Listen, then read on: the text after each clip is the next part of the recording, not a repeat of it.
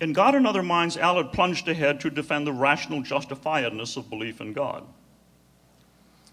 In the essay Reason and Belief in God, he took a step back and asked why it is so often said that beliefs about God are not rationally justified.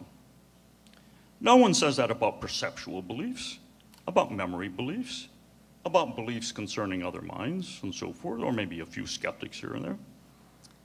And the answer Al proposed to that question, why the assumption and the charge, was that two assumptions were being made. It was widely assumed that to be rationally justified, such beliefs must be held on the basis of adequate propositional evidence. Call this the evidentialist thesis concerning theistic beliefs. And it was assumed by the critics that those who hold theistic beliefs do not meet the requirement. They do not hold them on the basis of adequate propositional evidence. Having identified those two assumptions, the evidentialist assumption, and then that is the demand is not being met, Al went on to ask whether the assumptions are true. In particular, is the evidentialist thesis concerning theistic beliefs true? Might it be that some beliefs about God are instead what Al called properly basic? That is, basic and properly so. Nowadays, students in introductory philosophy of religion courses toss about with great facility the terms evidentialism, properly basic, and so forth, often to the extreme puzzlement of those outside the field. The terms now belong to the elementary patois of the discipline. It was not so before the early 1980s. Now, I'm not aware of any philosopher of the 20th century having clearly identified the evidentialist thesis concerning theistic belief and subjecting it to critical appraisal before Al did so in those papers from the late 70s and early 80s. Most writers in the modern tradition have simply taken the thesis for granted and worked out one and another kind of response. Some happily declare that theistic beliefs fail to meet the requirement and are accordingly irrational. Of those not willing to take that road, some tried to marshal adequate evidence. Evidence, yet more evidence, yet more evidence, and so forth. Others proposed reducing theistic beliefs to the point where the evidence available was adequate. And many tried to execute what you might call an end run around the thesis by declaring that ostensibly theistic beliefs are not really about God, but about values, about religious experience, about the conditions of consciousness, about a way of living, about being authentic, about a certain blick, take your pick. So Al's question cut through all this restless thrashing about. Is the assumption that's being made true? Namely, that theistic belief is rational, only if held on the basis of adequate propositional evidence. Once the thesis had been identified and clearly stated, it became possible to ask whether there were any significant figures in the modern period who had not joined the crowd. And Al himself in that 1983 essay pointed to some Reformed theologians of the late 19th century who did not accept the evidentialist thesis, which is why he called his position Reformed epistemology. Some have argued convincingly, in my view, one of them being Andrew Chignell here on my right, that Kant did not accept the thesis. But I would say that the non-acceptance of the evidentialist thesis by these earlier thinkers was more intuitive than systematic. None of them did what Al did, namely clearly identify and critically appraise the thesis. But Al did more than pose the question. He argued for a negative answer. And his argument came in two parts. Let me save discussion of the second part of the argument for later and focus here on the first part. Al asked whether it was possible to discern in some writers an argument, implicit if not explicit, in favor of the evidentialist thesis concerning theistic belief. For example, might the thesis be the application to theistic beliefs of a more general epistemological position that the writer held? Indeed, it is, Al concluded. Classical foundationalism has been widely embraced as a general epistemological position. Evidentialism concerning theistic beliefs is an application of this general position. So the new question becomes, is classical foundationalism true?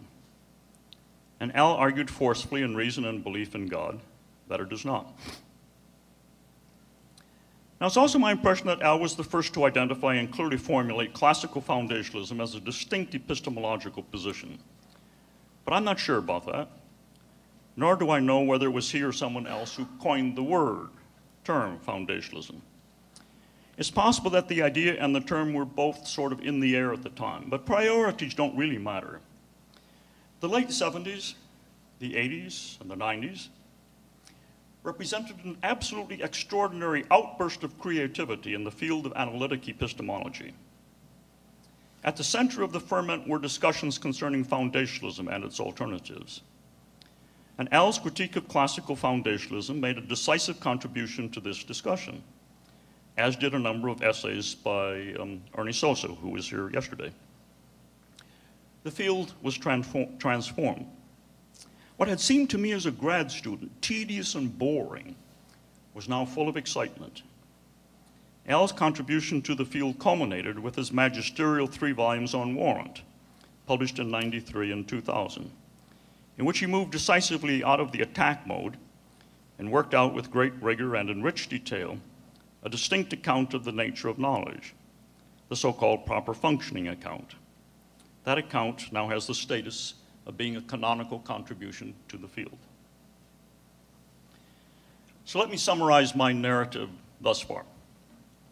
What began with God and Other Minds as a changing of the topic within philosophy of religion, from religious language to religious epistemology, blossomed out over the next 30 years into a creative and transformative contribution to the entire philosophical sub-discipline of epistemology. Perhaps others have contributed as much to changing the field of epistemology from the dreary thing it was then to the fascinating thing it is now. And Ernie Sosa is a candidate for that joint honor, but no one has contributed more. Allow me at this point, parenthesis, to express a perplexed annoyance that I have long felt towards people outside the field of analytic philosophy with respect to the developments that I've been tracing. Every now and then, one still hears the old bromide that religious belief is irrational and should, for that reason, be kept out of the university. The new atheist Sam Harris, for example, continues to spout the most juvenile form of evidentialism. And even those philosophers and other academics, I don't propose naming them here, who write seriously about faith and reason, often exhibit no acquaintance whatsoever with developments in analytic epistemology over the past 50 years. I submit that if you want to know about rationality in general, or about the rationality of religious belief in particular, you must engage analytic philosophy of the past 40 years. Everything else pales in comparison. And as for the thousands of students and professors who loudly trumpet that they are postmodern, modernist anti-foundationalists, and who assume without question that to be an anti-foundationalist is to be an anti-realist, they have paid no attention whatsoever to the rigorous and creative articulation of non-foundationalist realism by analytic philosophers over these past 40 years. Why are these developments so often ignored? I don't know. It's characteristic of analytic philosophers to remain close to the ground, treating examples and counterexamples with great seriousness. Does that maybe bore people? Do people prefer soaring generalizations cut loose from the facts? Or is it perhaps the dry style of analytic philosophy that turns people off? Do people want from their philosophers something more literary, more ironic, more metaphorical, more hyperbolic, more rhetorically arresting? I don't know, but I'm annoyed.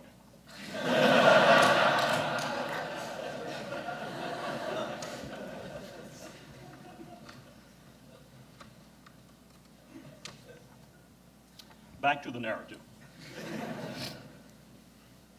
The line of the story that I've told you thus far is lean and elegant, with few complications.